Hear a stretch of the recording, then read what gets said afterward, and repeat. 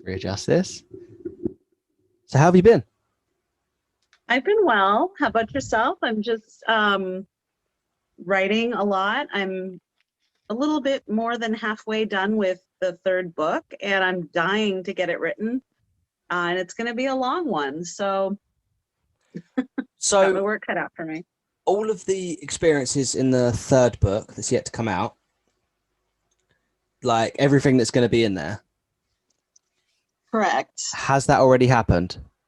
Like, Yes. So the second book takes place the 6-month period before COVID starts. So I'm not really, spoiling the end of the second book to say that it marked the beginning of COVID. So there's this transition from the second book into the third book. What's going to happen? How is Tinderella's life going to change as a result of this? The third book takes place entirely during COVID. It's basically a year from March to March. And, everything changes.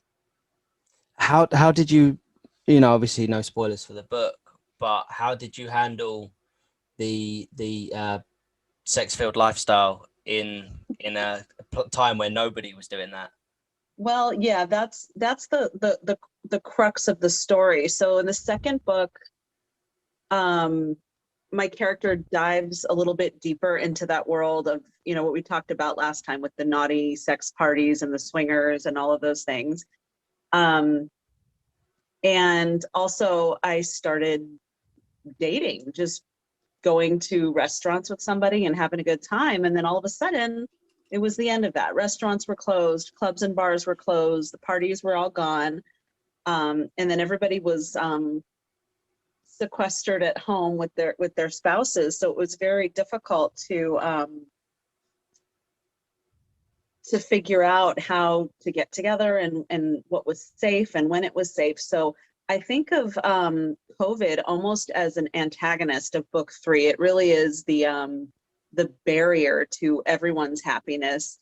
And I think it was in general, we all were in a different, part of the world at the time, dealing with COVID being played out slightly differently in terms of when things were closed and wearing masks and when they reopened and different waves. So it's a little bit of a time capsule to what it was like to live in Los Angeles, specifically during this time. And when I was writing it, it was recapturing a lot of my feelings. Like the first time that I didn't wear a mask inside of a building until I was required to by city law. And the first time that I went into a supermarket wearing a mask, it was very profound for me. And I wrote about that moment in the book. But, everything changed. We had to make risks about, who you're going to get together with, if you're going to get together. Tinder decided that it was going to encourage people to interact virtually instead of in person. And I don't know how well that worked out or how realistic that was. But I still did meet up with people. It was just different. And there's a lot of stories in the third book about people who are at home and can't go anywhere. They're stuck with their spouses or they can't get away from their spouses. And these romances it's a lot difficult to play them out. One of the more popular characters from the first and second book is Brooklyn. And he is somebody who makes his living as a DJ, but he also used that cover of being a DJ to go out and fool around with women. So not only did he lose his source of income, but he also lost his playtime. So him being a married man secretly doing these things, he was limited in what he could do. So he either had to do those things in a car or find a buddy who could let him use his place or share a girl with him. So it changes things for everybody in terms of what we want and how we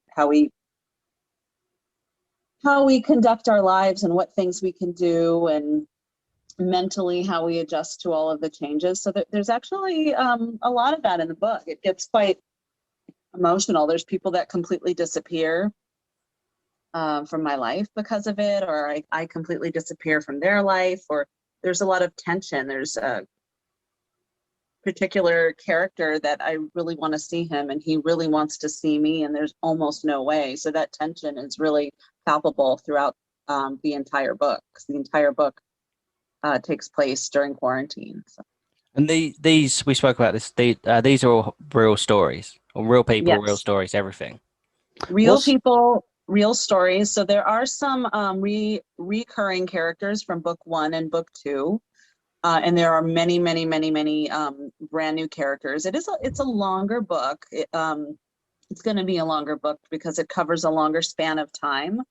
But it's also a little bit more complicated. So in the first book, I was just casually meeting people and going from one encounter to the other. I met this guy, we had a good time. I met this guy, we didn't have a good time. I met this guy, we had a great time. I met this guy, we fell for each other, or he fell for me, or I fell for him, or whatever.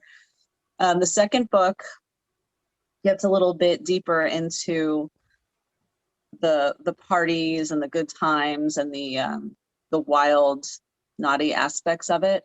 And then the third one, I'm not so interested in meeting brand new people anymore because I already have what I call in the book a deep bench of regulars. So it becomes a little bit more about exploring those relationships, and there's interconnectedness between some of the characters. There are different relationships that are going on simultaneously. So it's very fun to write this book because of the depth of the characters that doesn't really happen so much in the first book because they're all strangers to me and to the readers. what's your cover? So if he's a DJ, what was your cover for getting out during the pandemic and getting up to all this sort of stuff? Well, my cover throughout the first 2 books was my fitness passion. So there are many times in book 1 and book 2 where I tell my family I'm going to a workout class or a yoga class or a Zumba class or whatever it is, and that would be my cover. I also had friends that I would say, oh, I'm going out with the girls tonight, and that would be my cover. And all of a sudden there's no Zumba class, there's no yoga studio, you can't go to your girlfriend's house for the night. So I definitely had to be a little bit more creative about it. So there were a lot of hikes, outdoor activities, hikes and nature walks. I'm going on a hike. I think I became one of the most prolific hikers in North America during COVID because of all the hikes that I was taking. Some of them are real hikes and they are depicted in the books. And some of those hikes were just covers for fooling around at somebody's house. But Did you ever blend the two? There's a lot of outdoor activity in the third book.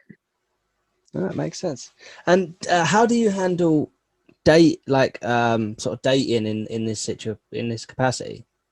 Well, it was really frustrating because in the first book, I was using sex as an icebreaker. That was how I got to know somebody. And it petrified me, the idea of sitting in a restaurant with a stranger, trying to get to know them, making small talk. And I would want to do that after, oh, the sex was good, let's go grab a pizza. But I learned that, hey, I can do this. I can sit and talk and chat with somebody, have a good time, maybe or maybe not fool around with them after. So I finally got comfortable with that idea. And then COVID came along. So it was, back to the back seat, back to the, no more restaurants. And there was takeout. That's always an option. But it's tricky where you're going to go and what you're going to do. And I very rarely in my life have ever gone to bars and clubs, and I'm not much of a drinker, even socially, but I found myself missing that. I'd really like to go out for a drink with somebody, something so simple that we take for granted that we couldn't do for a long time. And I don't know what's going on over in your side of the world, but we just started being able to eat inside restaurants, and bars just opened like 2 months ago. So, and then, by that time in history, the the third book is done. It's wrapped in March. So Have you got a plan after that book? Like, are the orgies and the Tinder meetups, are they still going to be a thing? well, you have to read the books and see what's going to happen. I'm not sure exactly if I've decided how it's going to end for the readers, and you know what's going to be completely closed off and what's going to be left to the reader's imagination. But it's a pretty full transformation, just going from a woman who at first wants sex, and then she's learning how to enjoy her life in different ways, and then she just meets so many individuals. So you definitely don't want to, I don't want to spoil that, but No, of course. I'm thinking more like now that you've had all these experiences and you've had all this extra lust with other people, can you leave that behind? Because the idea was to explore your sexuality, right? right. So like, Yeah, that's the question.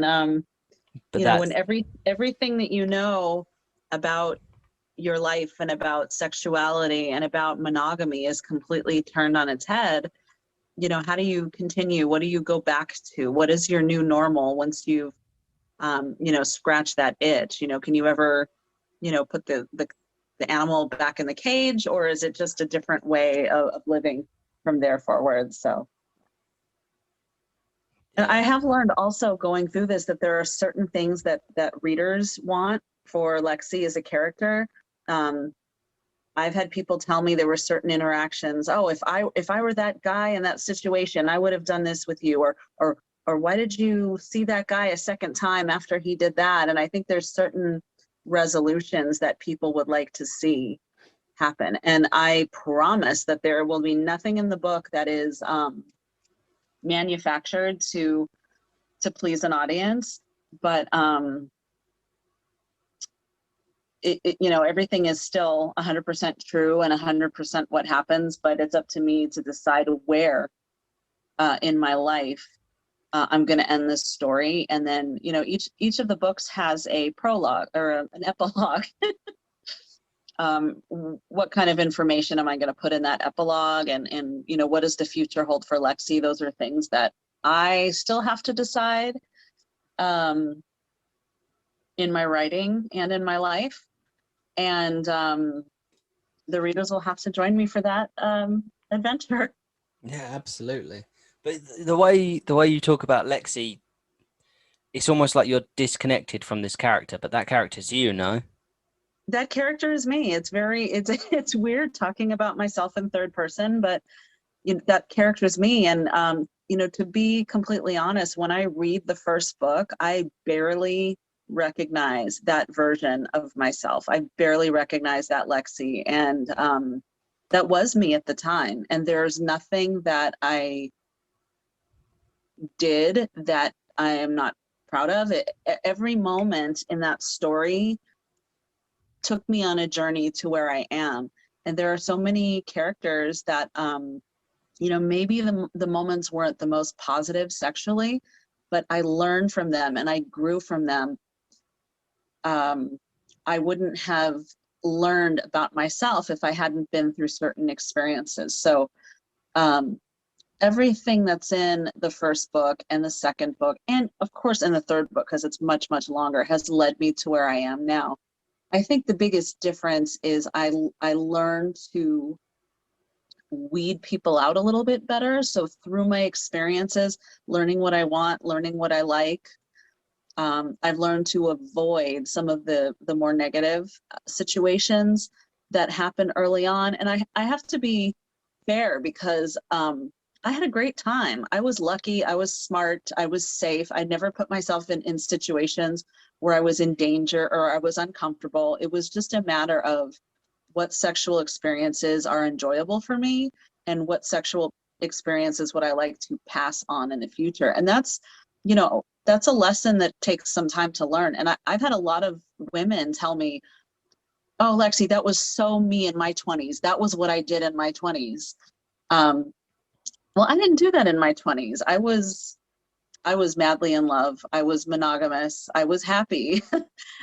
So I missed out on basic things, you know, being with my high school sweetheart. I missed out on dating, you know, any kind of courtship whatsoever did not happen for me. I didn't get to have drunken one night stands. I didn't get to pick up guys at bars. I didn't get stood up or dumped, you know, any of it. And of course those things are horrible. So at the time I was very happy and glad that I wasn't doing that. But you know, you wake up one morning and you're 40 and you realize, oh my gosh, there's all these things that I haven't done.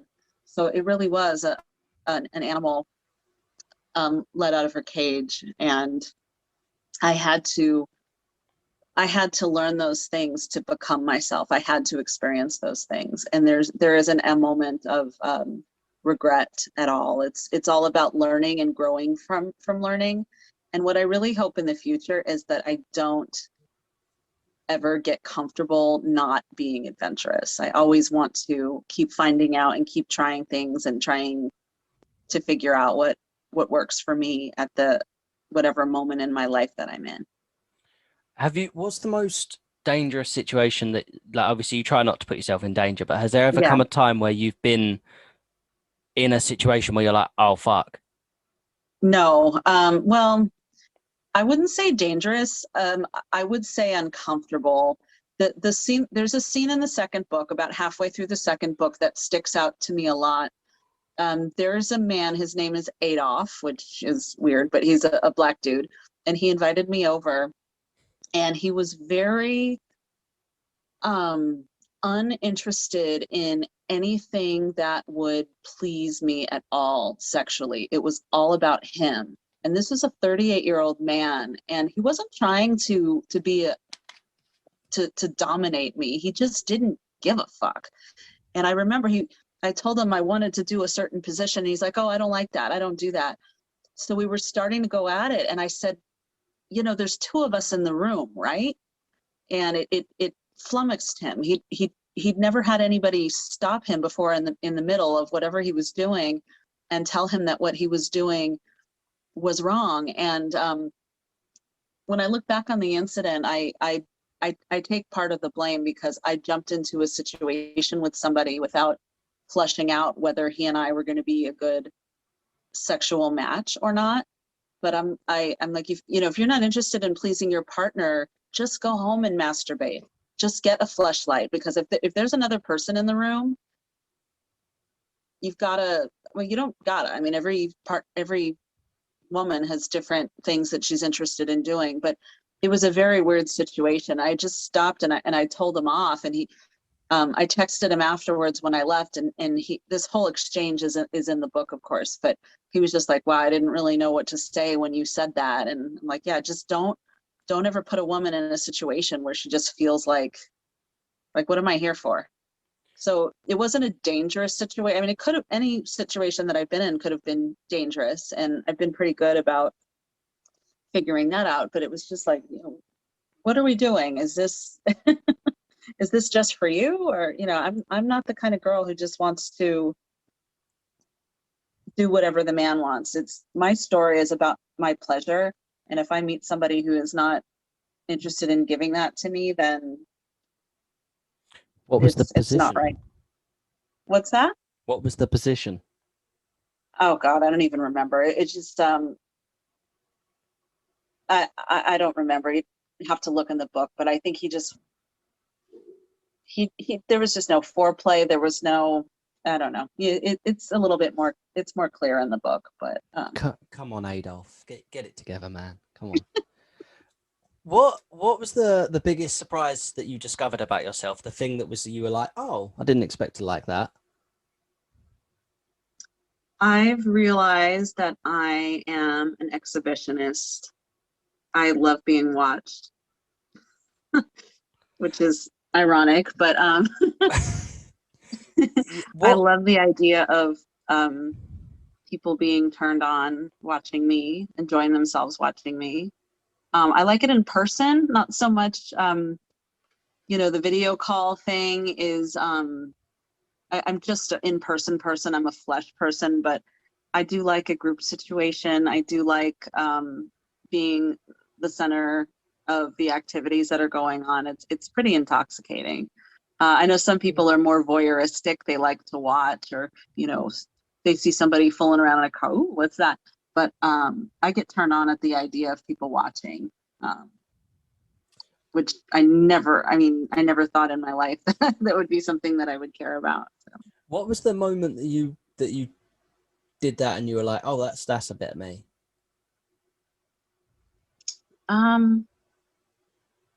I would say as early as book 1, which depicts my first 2 encounters. The first one that I went to was a swingers club.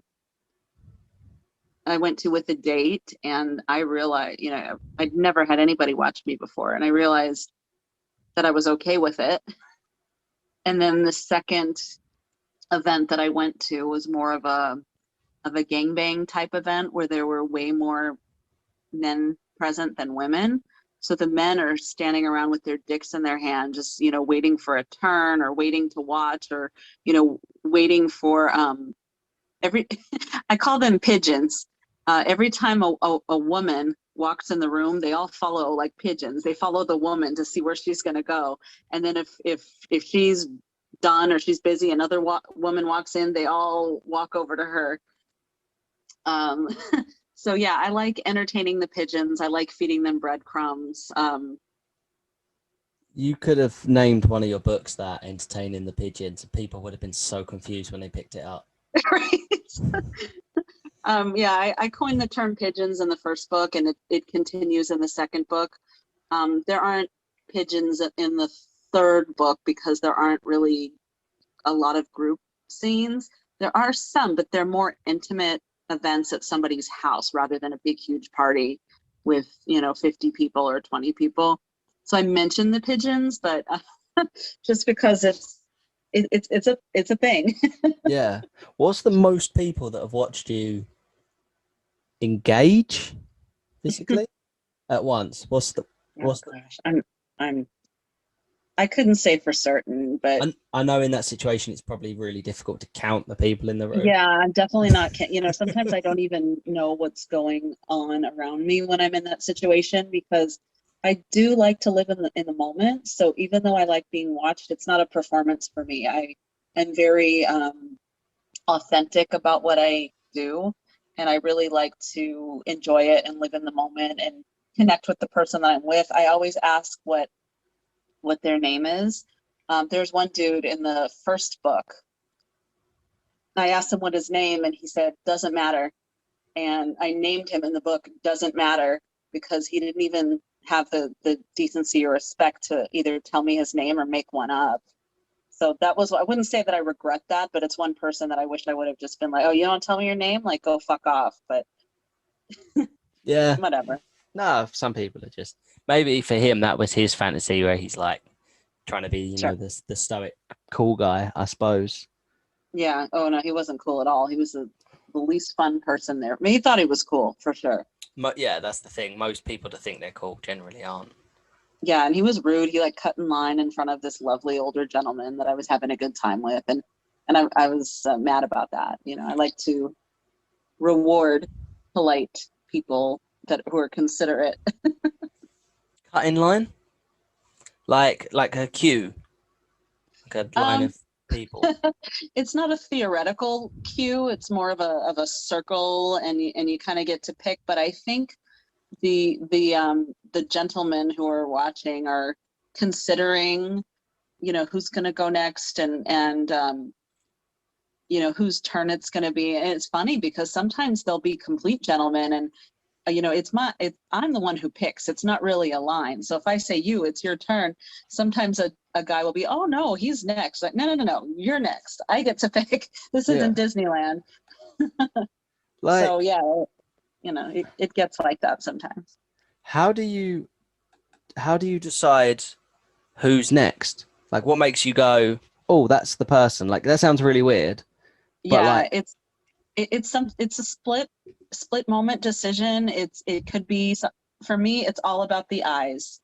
When I'm matching with people on Tinder, I have to, or any other place that I meet people, I have to see their eyes, because there's something I see in them that decides whether I'm going to trust that person or not, whether I'm going, I don't know what necessarily whether I'm going to enjoy that person, but it's a huge filter for me, the eyes. So I can just glance at somebody across a room, see how they're looking at me, how they're connecting with me, and decide you're going to be next. Of course, I mean, physical appearance matters to some degree, but young, old, different colors, it doesn't really matter, but it's that energy and that vibe. And it really, for me, it just looking at somebody in the eyes is what makes a difference. Yeah. Would you say that you're still madly in love with your husband? I would say that we are still married. Still married? Mm-hmm. Not madly in love? Life is hard. No, of course. I understand. I just so has doing this, has it brought you closer? I love him. I do love him, and I want the best for him always. He's the father of my child, and that will never change, but I get to be happy too. Yeah, no, of course, of course. So you have some questions wrote in from other people, no? Hang on just a second. No, you're right.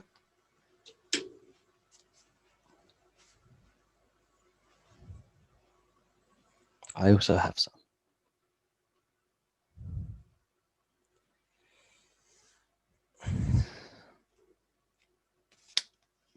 So this is a great opportunity.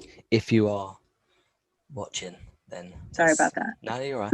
take a second while we're on a break just to jump down below, like, subscribe, find me on Twitter at Mr. KingReardon.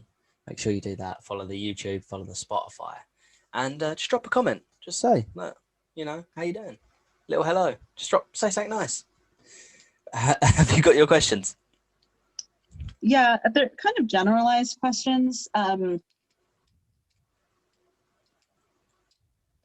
Men want to know if they are struggling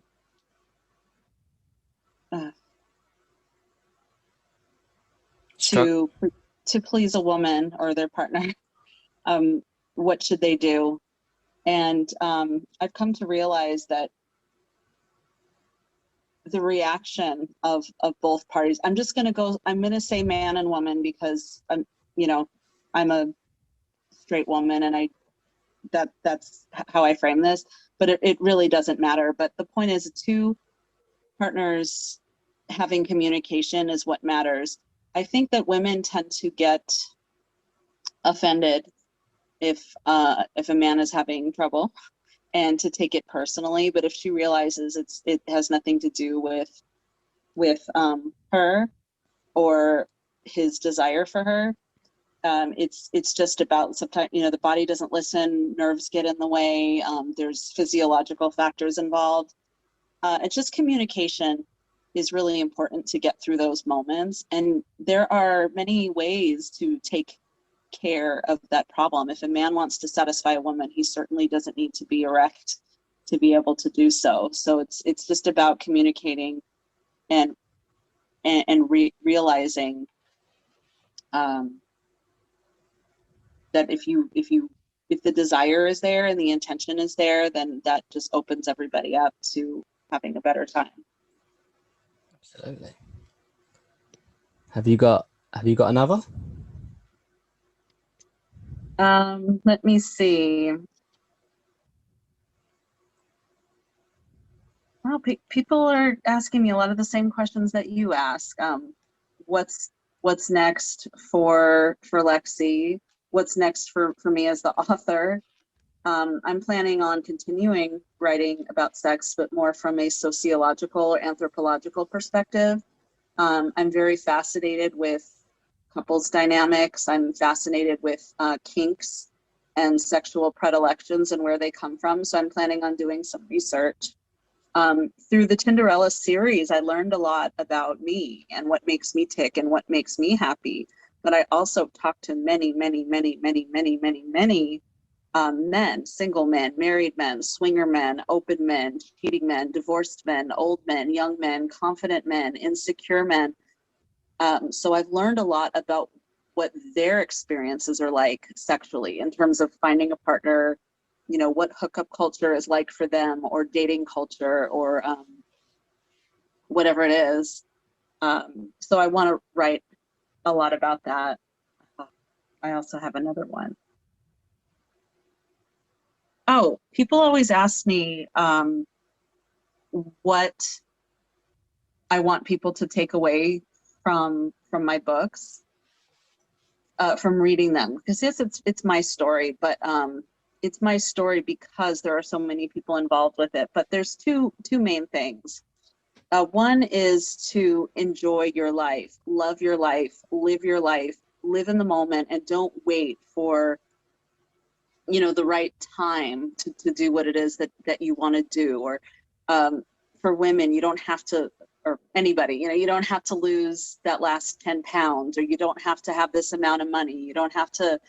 Just enjoy your life and give yourself permission to do that. It really is about self-love, learning about yourself, growing as a person, changing as a person, and rolling with the punches. Yeah. The self-love aspect is more important than I feel like people realize. I work in the sports industry, so I'm a sports coach, and the majority of the conversations I have are, I want to lose weight, I want to tone, I want to do this, I want to do this. But I will always tell people, like, self-acceptance and self-love is more important than anything, because I lost myself 50 plus pounds thinking it would be that would be it, that'd be the end of it. Once I've lost the weight, that's it, that's the goal. But it's not. It's the self-acceptance is the biggest part of it, because Absolutely. otherwise you know, you're just losing it. People always ask me, you know, I wasn't sure about the title Tinderella Diary, because I didn't want people to think it was a fairy tale. I didn't want people to think that it was a story about a princess. I'm not a princess. I'm a real woman with real problems and a real body, and real men with their own issues and families and insecurities and whatnot. But there is a character in the first book, very, very early on, who I would consider, if anything, this man is my fairy godmother. He is the person who put the spell on me and turned me into Tinderella so that I could live this life. And basically, it was a very flamboyantly gay Zumba instructor. Like, I don't know, is there any other kind of Zumba instructor? But I was taking a class, and it was me, you know, 40-year-old woman, and a bunch of 20-year-old girls.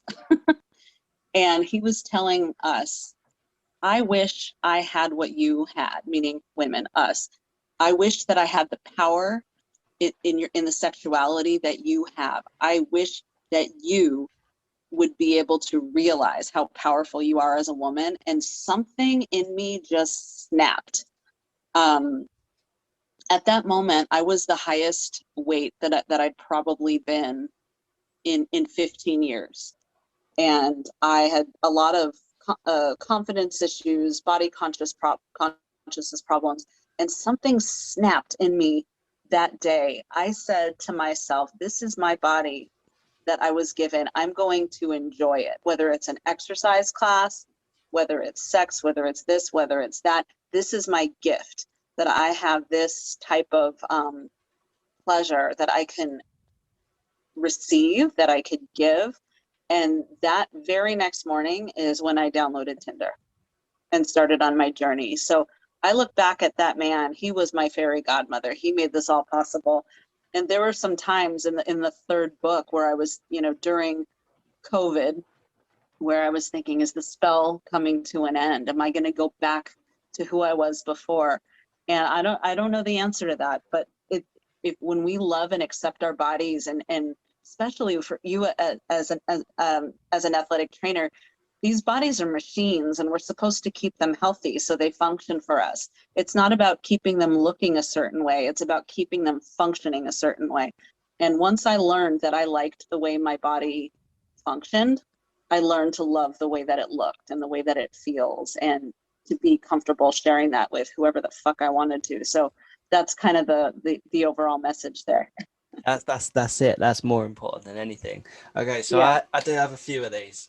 I've got Okay. 2 pages of these. Some are Ooh, deeper than others. okay. I've had to clean up some of the language and some of the Oh, content. that's a shame. I know. Okay. I wanted to sort of keep it. Some of them. It's all right. We'll get through it. Okay. Okay. So how do you keep safe? Sexual wise, like not just sexual wise, but like personally, how do you keep yourself out of danger? But also, how do you keep yourself from, like safe sex, especially in a group setting where, there's going to be like Right. a bunch of people. Well, the one thing that I learned right away about the the lifestyle community and swingers and such is that condom use is very accepted and it's normalized. So a lot of times on regular dating sites, people will want to have a more natural sexual experience, but in the swinger community or lifestyle community, it's condom use is expected and accepted. They're given out at parties. They're all over the place. It's just considered the norm, and I appreciate that. In This terms of my overall safety, um, I think the fact that I am a 40-year-old woman doing this and not a 20-year-old college girl really helped, because I was really able to use my instincts and intuition to keep myself out of any sort of danger. In the beginning, I took a lot of precautions. I mean, one, protecting my identity, um, using a nickname, a fake age, a fake profession, fake details about my life, which is basically what I did with my Tinder profile. Like it's not, it's me physically, but it's a different version of me. So I really tried to protect myself and my family as much as possible. And I think I have the wisdom to, my spidey senses tingle when somebody comes off as creepy or weird, and I'm pretty good about shutting that out real quick. a lot of 20-year-old college girls do that sort of stink thing, do they? Well, I don't know what 20-year-old college girls do, but I definitely think that I'm wiser than a 20-year-old college girl, or at least certainly than what I was at that age. So, I mean, I don't go out and get drunk, and I'm not shaming anyone who does so, because that's obviously not their fault. But I'm usually very, very aware of my surroundings, what I'm going to do, what my choices are, where I park my car, how I'm going to get out of a situation. I mean, most women get to that point in their lives in general, but um, I use my instincts and my intuition, and for the most part, I've been pretty spot on. What is So the general age demographic for these sort of things? for what? For like the orgies and the kind of lifestyle that you've been living? Well, it depends. I think it tends to skew a little bit older, because swinger events are usually married couples with money. Um, and you've got money, you've got time, you've gotten somewhere in your life, and this is how they choose to spend it. So I definitely noticed a little bit older of a group there, and that changed me a lot too, and what I thought about sexuality and aging, both for men and for women. The first book kind of centers more around younger men, and my experiences with men in their 30s, a handful in their 20s, a handful in their 40s. The second book skews a little bit older, and the third book as well. And part of it is because I realized that younger men don't have their shit together. Younger men don't have places to live, or places where they could host, or the ability to take me out to dinner. And it's not like I'm a gold digger and need to be treated like a princess, but I have a husband at home, so I'm not going to go and pay for some kid's dinner. I'm not going to, yeah, I want to enjoy myself too. So I learned that the younger men are just not always able to provide that. You know, they're like, hey, you want to go fuck in the car, and then they don't have a car. Yeah. A lot of these were in emails, and they're obviously not coming from me. So I'm going to pre-apologize if some of them are a That's bit more okay. blunt than others. That's all right. I'm cool with that. Have you ever had sex with someone else in your marital bed or house? Yes, I have. Both. Yes. More than once? Yes. Is there a level of guilt that comes along with that? No. I mean, at some point, it kind of gets us off a little bit. One thing that I will say is, through most of the Tinderella series, I was lying about my marital status. So I'm a single woman, single mom, looking for sex at the end of a long relationship. But somewhere along the line, I had a couple of people who I was honest with about being married, because I met them under different circumstances and different platforms. So there is a particular character who became a regular of mine, and he was also a married man, and it got him off to, you know, fuck me on my husband's pillow, and for him to bend me over where he fucked his wife the night before. So in some cases, it's a huge turn on for some people. For me, in terms of the guilt, I don't have any guilt. My husband made a choice in how he wants to live his life and what his priorities are. And How is I that? was a very, very faithful, loyal wife for over 2 decades, and have nothing to show for it. So What do you mean he made his choice? In what sense?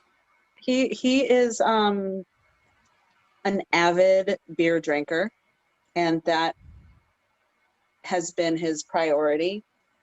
And I can't say that, well, I don't know what I can say, but I don't think that it's hard to say this. I don't consider myself to be an adulteress. I consider myself pushed to the limit, Like, and I was seeking joy in my life as a result of his lifestyle that he chose. of course. So this other one, this is actually the first question that come through. If you've been with your husband since you were 16, why did you not feel comfortable enough to discussing exploring your sexuality with him? That's a good question. Well, we've discussed it for years, and he's just not open and interested in the things that I'm interested in at all. Like, obviously, you know, some of the bigger things like sharing your wife or being open, he's definitely not open to that. But even when it comes to just basic monogamous married couple sex, there are just things that he's not into that I'm not into. He's not sensual and passionate like I am. He's not adventurous and creative. You know, he likes it one way, and that's it. And I do not. Have you ever had a sexual encounter whilst he's been near, maybe upstairs or like in the same area? No, I haven't.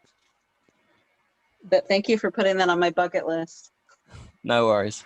How did you not get caught during the pandemic? I suppose we've spoke about that one, haven't we? Really, when you like, I mean, how have I not been caught in general? Part of me thinks that he doesn't want to know what's going on with me, because he can live in with his habits and the things that he likes to do, and let me go and do mine.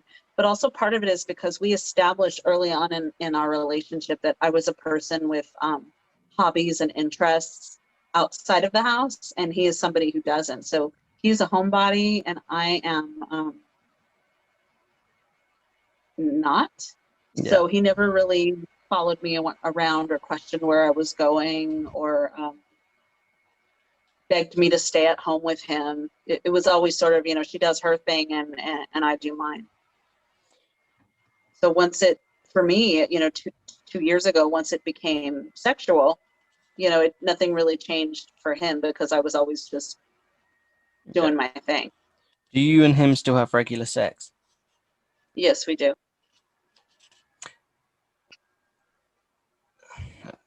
Like, when it comes to that, I don't know.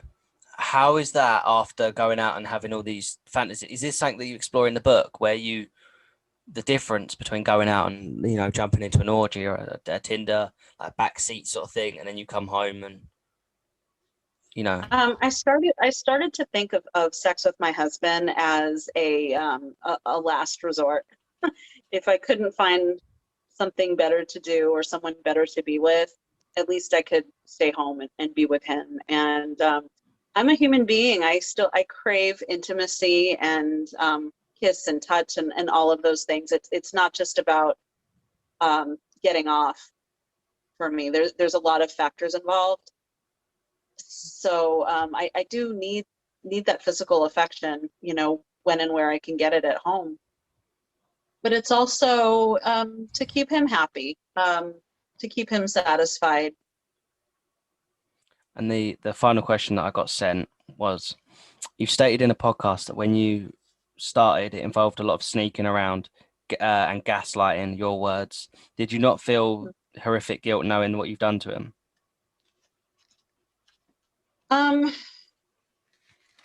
Horrific guilt. That comes along with gaslighting someone. That's the question that come through.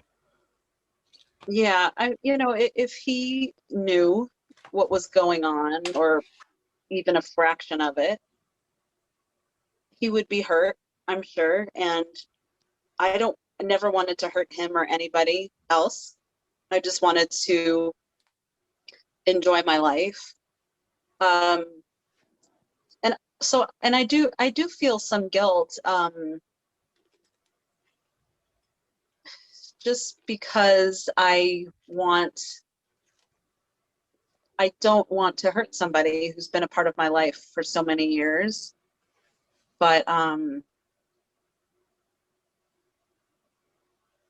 it doesn't necessarily change the choices that I make, because he made his choices and I'm making mine. So Of course. Is it something you ever plan on telling him? I don't know. Maybe just one day, just, hey, I made you breakfast. These 3 books are a series of me getting up to, and then just be like, peace. I don't know. Like, how do you have that conversation? I don't think anyone in history has ever had that conversation. So you may be the first. Yeah. I'll cross that bridge when it comes to it. He is aware of the fact that I'm an erotica writer, and that's it. He doesn't know the content of the books. He doesn't know what's in them. He's not interested in reading them, but if he ever does, there they are, and I'm prepared for whatever the consequences are. Yeah, absolutely. Okay, no, I just destroyed something. No worries. Thank you so much for jumping on. But can you let the people know where they can find you? Yeah, you can find me on Facebook, Alexia Knight. You can also find me in my Facebook page called Alexia Knight, or called Tinderella Diary. My Instagram handle is Tinderella Diary. My Snapchat handle is Tinderella Diary. On Twitter, you can find me as Tinderella with 5_ after the word Tinderella.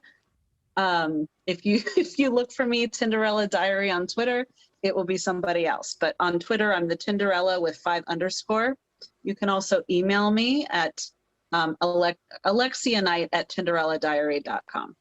And we'll put all the links in the description below as well. You can find me on Twitter at Mr. Yes. KingReardon, and all of my links will be below as well, alongside my book, The Recluse, which is on Amazon, Kindle, and Audible. Thank you so much. I really appreciate it. Thank you, Tinderella, for Alexia, Thank for you. jumping on. I really appreciate it. On the next one.